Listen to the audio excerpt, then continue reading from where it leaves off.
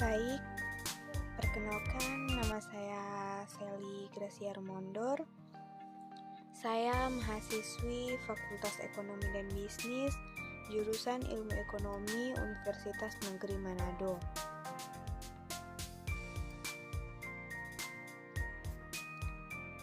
Di dalam pencatatan pembukuan akuntansi, dikenal dengan istilah jurnal umum dan jurnal khusus. Dan saat ini saya akan membahas tentang materi jurnal khusus. Tujuannya untuk memenuhi tugas akhir dari mata kuliah pengantar akuntansi semester 1. Di dalamnya ada pengertian dan jenis dan pembahasan dari jurnal khusus.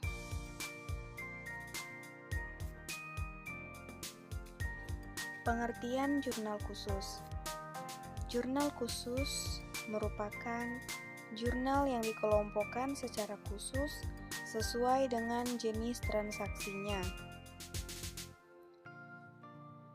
Dengan adanya jurnal khusus, transaksi keuangan bisa dibukukan secara ringkas dan praktis.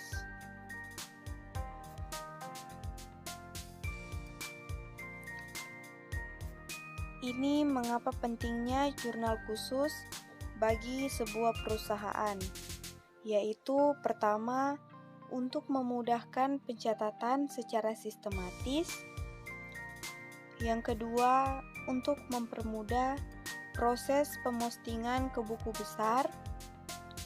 Yang ketiga, untuk mempercepat proses data transaksi. Yang keempat, memudahkan pemeriksaan secara berkala. Yang kelima, mengontrol agar tidak terjadi fraud. Yang keenam, meminimalisir kesalahan.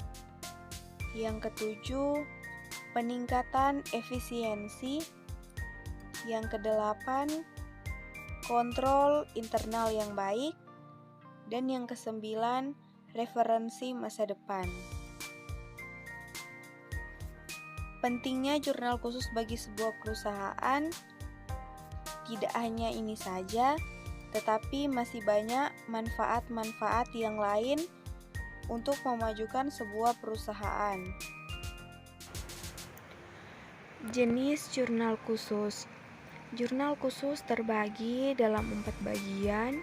Yang pertama jurnal pembelian, yang kedua jurnal penjualan, yang ketiga jurnal penerimaan kas, dan yang keempat jurnal pengeluaran kas.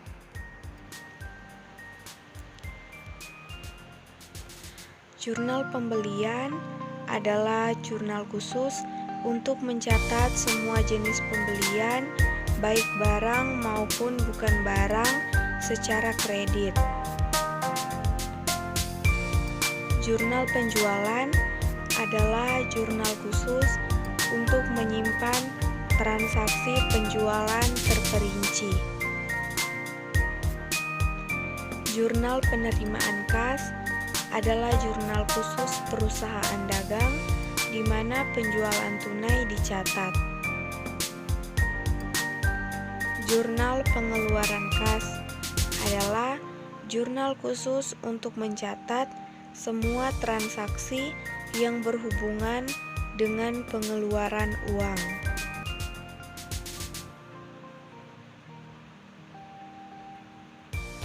Buku besar pembantu. Buku besar pembantu merupakan perluasan dari buku besar umum. Catatan dalam buku besar pembantu merupakan rincian dari salah satu akun besar umum. Buku besar pembantu atau disingkat dengan buku pembantu yang akan dibahas pada bagian ini meliputi yang pertama, buku besar pembantu hutang, berfungsi sebagai tempat mencatat perubahan hutang kepada kreditor secara individual sehingga merupakan rincian dari akun hutang dagang dalam buku besar umum.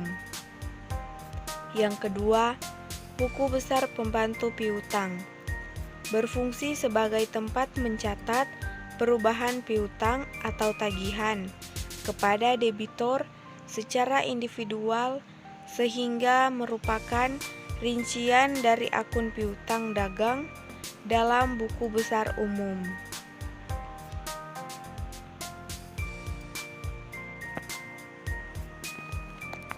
Kita masuk pada penjelasan yang lebih rinci. Pertama, tentang jurnal pembelian. Seperti yang kita tahu, jurnal pembelian digunakan untuk mencatat transaksi pembelian barang secara kredit. Perlu dijelaskan lebih lanjut, apabila perusahaan dalam melakukan pembelian berupa barang-barang lain selain barang dagang dan jarang dilakukan, maka pembuatan jurnal pembelian ini hanya khusus digunakan untuk mencatat transaksi pembelian barang dagang secara kredit saja. Namun, apabila selain pembelian barang dagang, perusahaan juga sering membeli barang lain secara kredit, maka pembuatan jurnal pembelian ini sebaiknya juga untuk mencatat seluruh pembelian barang dagang dan barang lainnya secara kredit.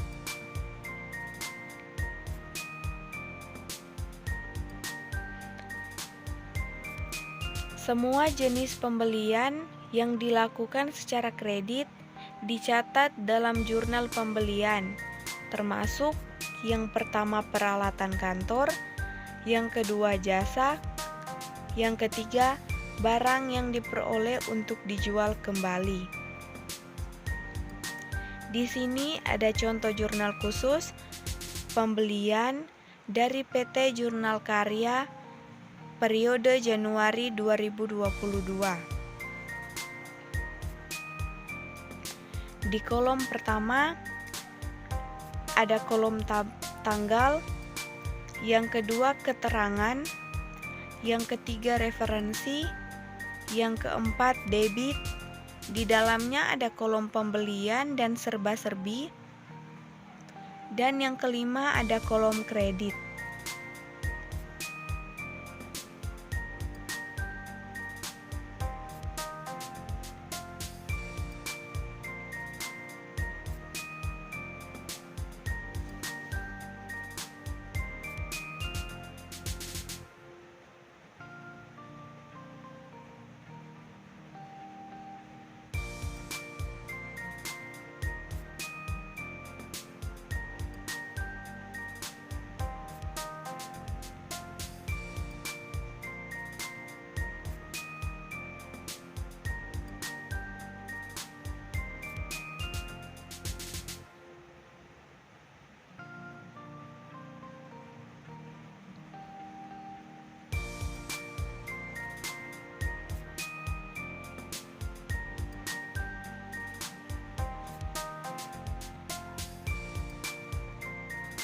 Pembahasan yang kedua tentang jurnal penjualan. Jurnal penjualan adalah jurnal khusus yang digunakan untuk menyimpan transaksi penjualan terperinci. Transaksi penjualan per hari akan dicatat pada jurnal penjualan, yang kemudian disederhanakan untuk diposting ke dalam buku besar di akhir periodenya. Pada akhir periode pelaporan, jumlah total debit dan kredit dicatat ke dalam buku besar umum. Konsep jurnal penjualan adalah sebagian besar terbatas pada sistem akuntansi manual, dan biasanya jurnal khusus ini tidak selalu digunakan dalam sistem akuntansi terkomputerisasi.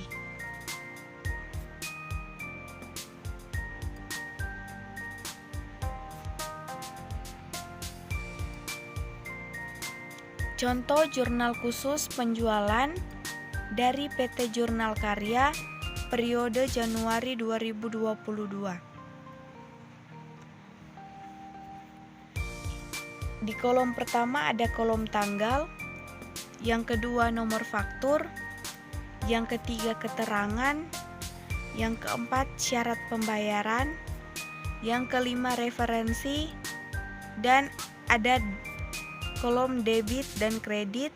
Di dalamnya ada piutang dan penjualan.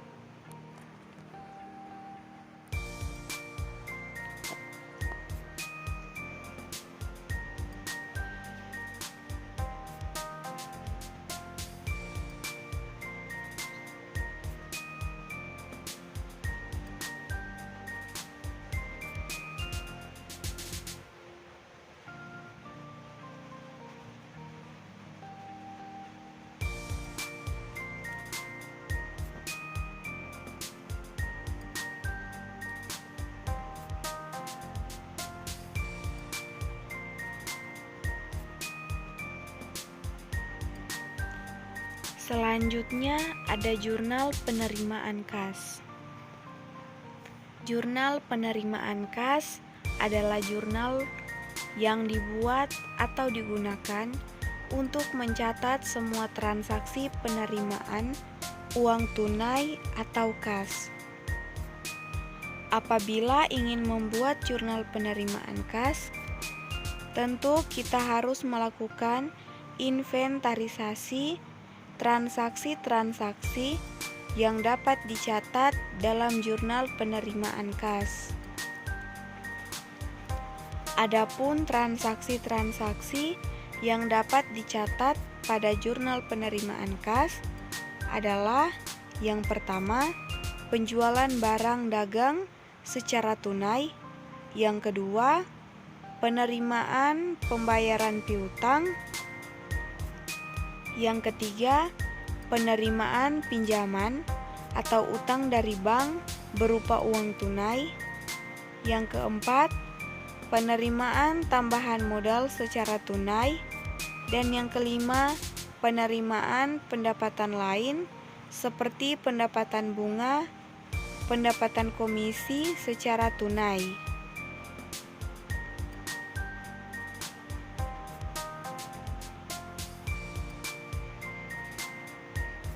Jurnal ini berisi bidang-bidang berikut. Yang pertama, tanggal. Yang kedua, nama pelanggan di dalam kolom keterangan. Yang ketiga, identifikasi penerimaan uang tunai. Yang keempat, kolom debit dan kredit untuk mencatat kedua sisi setiap entry. Entry normal adalah debit untuk uang tunai dan kredit untuk penjualan. Mungkin ada banyak entry tambahan dalam jurnal ini, tergantung pada frekuensi penerimaan uang tunai dari pelanggan. Jika jurnal sebelumnya digunakan untuk pencatatan transaksi kredit, maka jurnal penerimaan kas difungsikan untuk transaksi secara tunai. Contoh jurnal khusus penerimaan kas adalah sebagai berikut.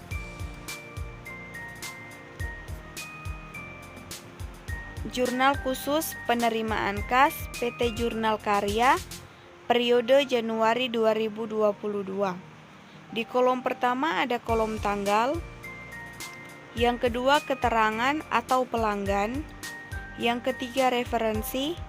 Yang keempat debit.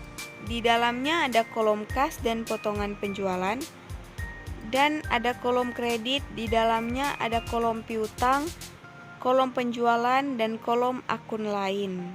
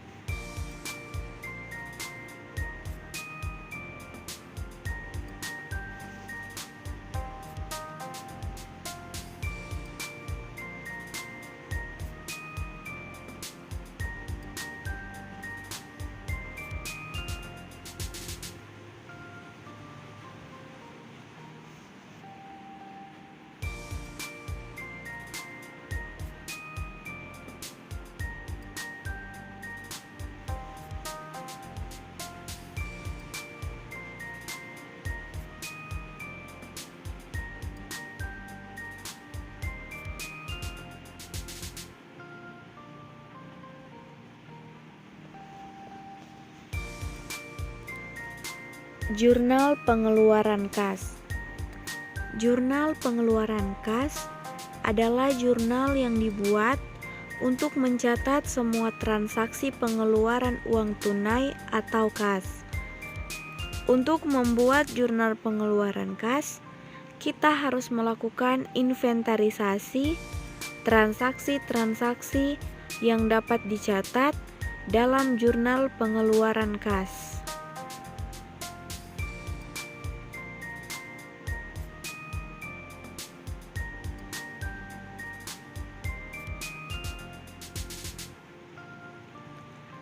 Semua arus kas masuk dicatat dalam jurnal penerimaan kas.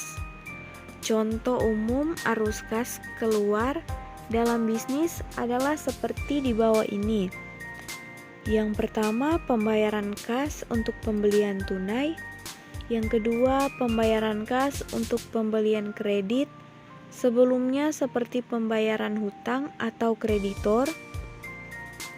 Yang ketiga, pembayaran kas untuk berbagai biaya seperti sewa, iklan, upah, dan gaji. Yang keempat, pembayaran kas untuk pembelian aset berwujud atau tidak berwujud. Dan yang terakhir, pengembalian kas untuk barang yang dikembalikan oleh pelanggan.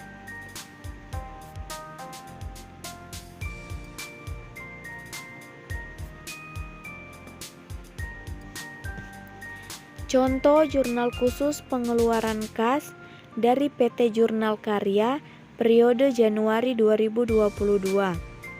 Di kolom pertama ada kolom tanggal, di kolom kedua ada kolom keterangan, di kolom ketiga ada kolom referensi, dan di kolom keempat ada kolom debit, dan di kolom kelima ada kolom kredit.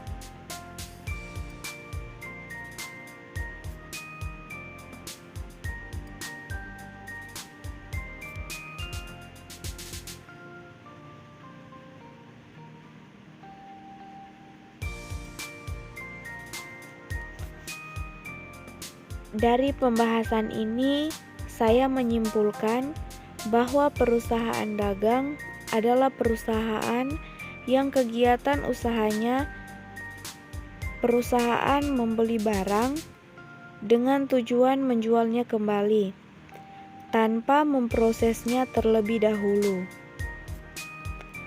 Oleh karena itu, di dalam menjalankan sebuah perusahaan, haruslah memperhatikan berbagai karakteristik yang ada serta cara yang tepat dalam melakukan pencatatan transaksi yang ada.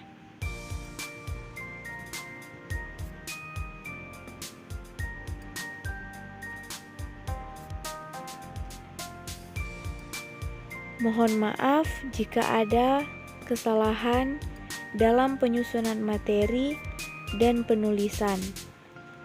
Hidup terasa sepi tanpa kekasih.